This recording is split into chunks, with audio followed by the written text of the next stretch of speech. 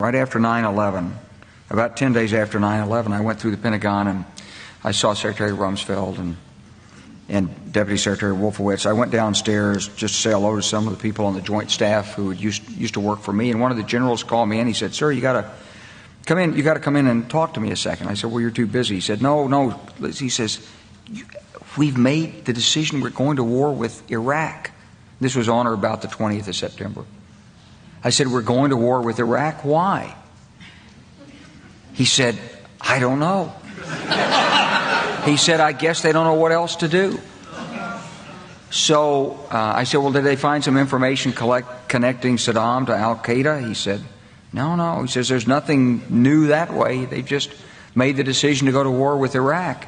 He said, "I guess it's like we don't know what to do about terrorists, but we've got a good military and we can take down governments." And he said, "I guess if the only tool you have is a hammer, every problem has to look like a nail." So I came back to see him a few weeks later, and by that time we were bombing in Afghanistan. I said, "Are we still going to war with Iraq?" And he said, "Oh, it's worse than that."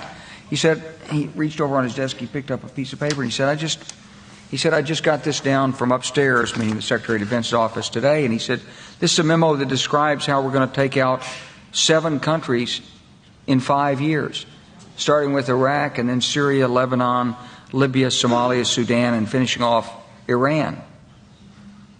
I said, "Is it classified?" He said, "Yes, sir." I said, "Well, don't show it to me." And I saw him a year or so ago, and I said, "You remember that?" He said, "Sir, I didn't show you that memo. I didn't show it to you."